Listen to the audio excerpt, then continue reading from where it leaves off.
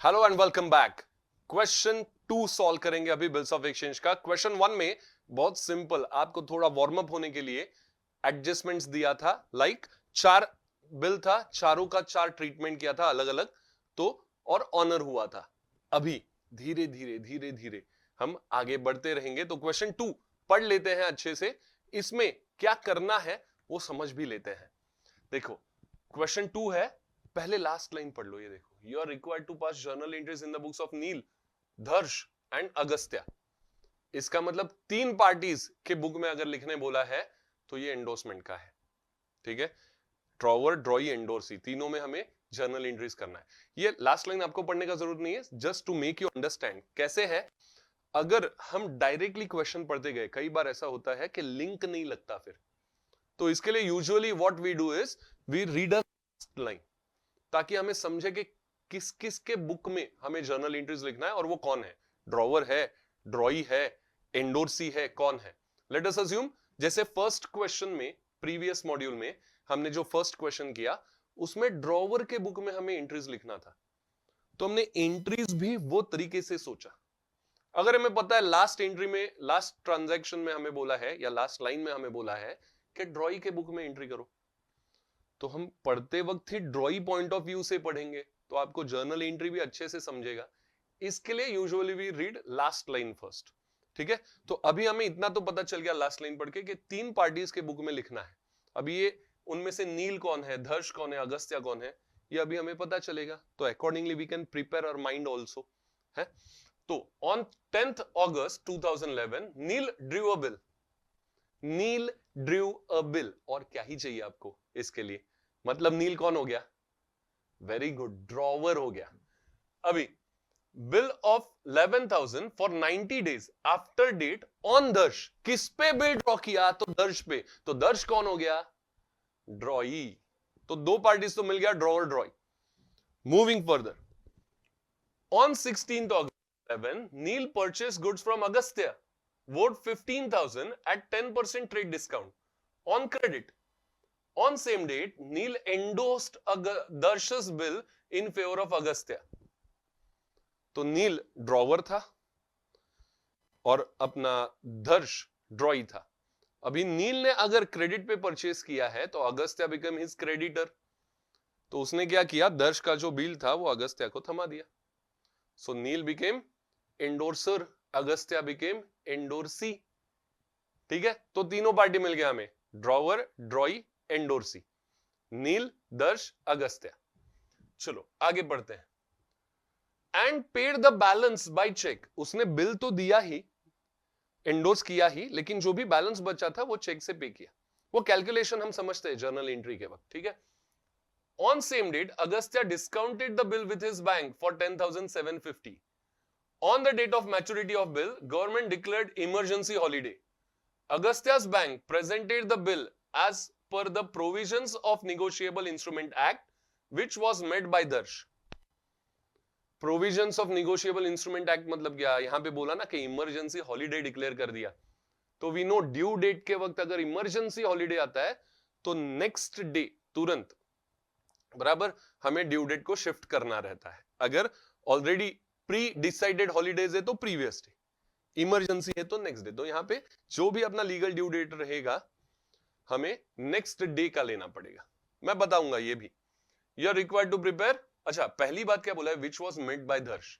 तो जो ओरिजिनल ड्रॉई है ये बिल का, दर्श, उसने बिल का पैसा दे दिया है। मेड बाय दर्श मतलब ऑनर किया है बिल। ठीक है, अभी जर्नल एंट्रीज लिखना है हमें, तो फॉर्मेट आपके 3 रेडी होने चाहिए। एक नील के लिए ड्रॉवर का, दूसरा दर्श के लिए ड्रॉई का, और तीसरा अगस्त्या के लिए एंडोर्सी का। 3 फॉर्मेट रेडी होने चाहिए। अगर रेडी है तो आगे बढ़ते हैं, नहीं है तो जैसे मैं बोलता हूं पॉज करो, रेडी कर लो फॉर्मेट, फिर आगे बढ़ेंगे। सो आई होप आपके फॉर्मेट्स रेडी है। आगे बढ़ते हैं, एक एक ट्रांजैक्शन लेते हैं, समझते हैं और फिर उसका जर्नल एंट्री भी करते हैं। On 10th August Neil drew bill 11,000 for 90 days after date on Darsh. अभी ऑब्वियस सा बात है, अगर कुछ बोला नहीं है तो दिस इज एक्सेप्टेड बाय दर्श, ये तो है ही। अगर ऐसा क्लियरली बोला नहीं है तो वील अज्यूम कि एक्सेप्ट हो चुका है दर्श से। तो इसके लिए नील के बुक में एंट्री क्या करेंगे 10th अगस्त को? Bills receivable account debit to Darsh's account. Bills receivable account debit क्यों? क्योंकि एसेट बढ़ा, और दर्श क्रेडिट क्यों? क्योंकि एक एसेट कम भी हुआ। ये डेटर था, now he is ceases to be debtor, और उसने दिया क्या? तो बिल दिया, तो एक एसेट बढ़ गया। चलो, ये हो गया नील के बुक में। हमें दर्श के बुक में भी जर्नल एंट्री करना है। So in the books of Darsh, in the books of drawee उल्टा एंट्री होगा। क्या? Drawer to bills payable. Drawer कौन है? Neel. So Neel's account debit क्यों? क्योंकि अभी क्रेडिटर नहीं है अपना। So Neel's account debit to bills payable account, amount है 11,000। ठीक है, जो हमें बोला गया था। बिंग और acceptance given. I hope you can manage the narrations, या तो यहां पे आ ही रहा है, आप देख सकते हो हर बार। आगे बढ़ते हैं। Now on 16th August, Neil purchase goods from Agastya. 15,000 at 10% TD, 15,000 का 10% would be 1,500, तो 13,500 का हमें एंट्री करना पड़ेगा। ये देख लो, 13,500 will write entry in the books of nil first। अच्छा, पहले वाला एंट्री सर अगस्त्या में क्या? अरे क्या लेना देना ही नहीं ना अगस्त्या का। पहले ट्रांजैक्शन में नील ने बिल ड्रॉ किया है, जो दर्श ने एक्सेप्ट किया है, तो वही दोनों में आया। अभी ये ट्रांजैक्शन किनके बीच में है? नील और अगस्त्या के बीच में, तो दर्श में इसका एंट्री नहीं आने वाला है, पहले ही समझ लो। देखो 16th August को purchases account debit to Agastya's account as it is credit purchase, Agastya became creditor and purchases are expense, तो डेबिट क्रेडिट आई होप आपको समझ गया। 13,500। Now what? 13,500 का सेटलमेंट के लिए व्हाट ही गोना डू, ये तो समझेंगे लेकिन बाद में, क्योंकि अगस्त्या में एंट्री बाकी है, तो पहले अगस्त्या का एंट्री करेंगे। अगर नील ने परचेस किया है तो अगस्त्या ने सेल किया है, तो इसमें सेल का एंट्री आएगा। Neil's account debit to sales account. Neil became debtor, इसलिए डेबिट किया, and sales is our income. ये देख लो, आगे एंट्री ट्रेड डिस्काउंट, तो we never record in journal. चलो आगे बढ़ते हैं। अभी ये सेटलमेंट कैसे हुआ है? दर्श का जो बिल था, it is endorsed in the favour of Agastya and paid the balance by cheque. Darsh का बिल कितना था? 11,000 का। सेटल कितना करना है? 13,500। तो खाली 11,000 का बिल देके मतलब नहीं, इसलिए बोला है balance paid by cheque. So 2,500 we are paying by cheque, we in the sense drawer.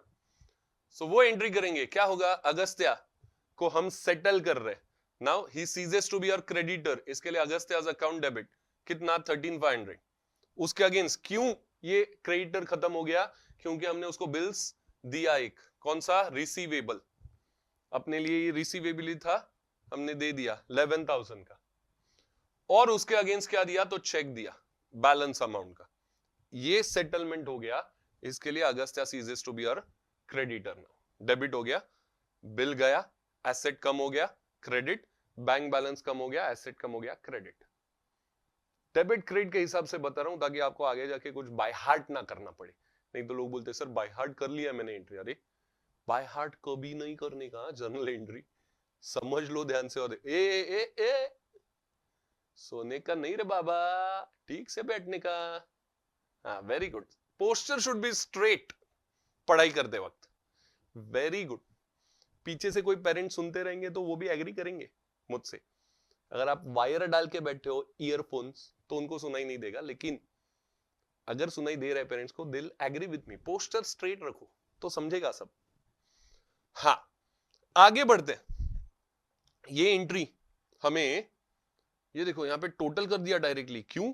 क्योंकि नील का काम ही खत्म हो गया। ये बिल गया अगस्त्या के पास, और फिर अपने ड्रॉई भाई साहब ने उसको ऑनर कर दिया है, तो इसका तो टोटल भी ले लिया 38,000, खत्म हो गया ये। लेकिन ये जो ट्रांजैक्शन है उसका अगस्त्या में एंट्री लिखना बाकी है, तो वो लिख लेते हैं। अगस्त्या के लिए ये देखो, ये नील के बुक में हमने एंट्री लिखा था। अगस्त्या के लिए क्या होगा? अगस्त्या इज गेटिंग बिल, तो अगस्त्या के लिए भी सेम बिल रिसीवेबल ही है, उसको भी उसका अगेंस्ट पैसा ही मिलना है। सो ये भी बिल्स रिसीवेबल अकाउंट डेबिट होगा। कितना आ रहा है उसके पास? तो 11,000 का बिल आ रहा है नील से। 11,000 का bill, it is receivable for him only. Cheque से कितना पैसा आ रहा है? तो 2,500 आ रहा है। सो बैंक अकाउंट डेबिट 2,500, दोनों एसेट बढ़ गए तो डेबिट किया। And now Neel is no more his debtor, Neel ने ये सेटलमेंट किया है। सो नाउ नील अकाउंट को हमने क्रेडिट कर लिया, he ceases to be debtor, asset कम हो गया, सो 13,500 ये आ गया अगस्त्या में एंट्री।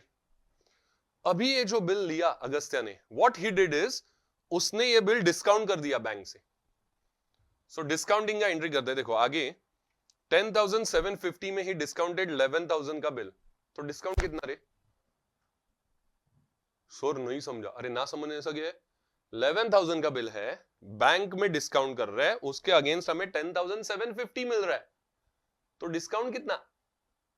करेक्ट। ये अगर नहीं आता है ना तो फिर बेसिक में लोचा है, मैथ्स में, अकाउंट्स में लोचा नहीं है, मैथ्स में प्रॉब्लम है, वो जरा सुधारो आपका मैथ्स। चलो आगे बढ़ते हैं। सो ये डिस्काउंटिंग का एंट्री होगा। अभी बैंक अकाउंट डेबिट कितना मिला? 10,750 we have got. Discount account debit how much? 250, correct. To bills receivable account 11,000, asset is reduced क्योंकि वो बिल हमने बैंक को दे दिया, एसेट गॉन, क्रेडिट किया, सो बैंक बैलेंस बढ़ गया डेबिट, डिस्काउंट अपने लिए लॉस या एक्सपेंस डेबिट, बिल्स रिसीवेबल एक एसेट कम हो गया क्रेडिट। This for Agastya. अभी क्या बोला है आगे? ये तो डिस्काउंट हो गया bill. Now what is mentioned is due date पे ये बिल ऑनर हो गया। अगस्त्या का बैंक ने as per the provisions of negotiable instrument act emergency holiday के बाद ये बिल को सेटल करने के लिए दे दिया, ठीक है, और दर्श ने उसको सेटल भी कर दिया। तो अगस्त्या का काम इधर खत्म होता है। अगस्त्या ने तो वो बिल के अगेंस्ट पैसा ले लिया है बैंक से, सो ड्यू डेट पे बिल है किसके पास? बैंक के पास। पैसा कौन देने वाला है? दर्श पैसा देने वाला है। ना नील का कुछ काम है ना अगस्त्या का कुछ काम है, इसके लिए उनका टोटल भी ले लिया है। देखो इसका भी 38,000 आ रहा है, fortunately 38,000 total. Now will go in the books of our drawee. वो देखो वो मस्त शांति से बैठा, उसने ना बिल एक्सेप्ट कर दिया था, बीच में बहुत कुछ हुआ, वो आराम से बैठा था। Now when he will be in the picture again, जब ड्यू डेट आएगा। तो पहले ड्यू डेट कैलकुलेट कर लेते हैं। ये देख लो, calculation of due date, nominal due date मतलब bill date plus period, so 10th August plus 90 days, ठीक है। देखते हैं 10th अगस्त प्लस 90 डेज कितना। तो 10th अगस्त में, पहले तो अगस्त में 31 डेज रहता है, उसमें से 10 दिन हम कैंसिल कर लेते हैं, तो क्या है कैलकुलेशन के लिए आसानी हो जाता है। तो 1 अगस्त से हम कैलकुलेट करेंगे, ठीक है। 21 डेज अगस्त का ले लिया, 31 माइनस 10, 1 अगस्त नहीं, ठीक है, 31 डेज रहते हैं अगस्त में, उसमें से 10 तो गया, तो बचा 21 दिन अगस्त का। सितंबर का 30 दिन पूरा। अक्टूबर में 31 डेज रहता है, वो भी पूरा। ये देखो अब तक कितना हो गया रे? अब तक हो गया 90 डेज हमें चाहिए, और अब तक ये हुआ 6 8 82 डेज, तो हमें नवंबर का खाली 8 दिन चाहिए। होता तो 30 दिन है नवंबर में, लेकिन हमें चाहिए 8 दिन। आई रिपीट, अगस्त 10th को ये बिल ड्रॉ किया है, तो 10 दिन अगस्त का चला गया तो बचा 21, सितंबर पूरा 30 दिन, अक्टूबर पूरा 31 दिन, तो ये सब मिलके होता है 82। हमें चाहिए 90 डेज, तो 8 दिन नवंबर का। So this is your nominal due date, 8th November nominal due date.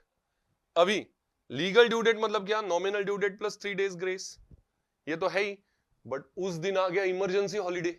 It is mentioned in question, government has declared emergency holiday, तो इमरजेंसी हॉलीडे है तो next day, next working day पे ड्यू डेट शिफ्ट हो जाएगा, तो 3 दिन का grace तो है ही, प्लस 1 इमरजेंसी हॉलीडे के लिए जो एक्स्ट्रा आया दिन वो, so total 4 days. So 8 November plus 4 हो गया 12th नवंबर।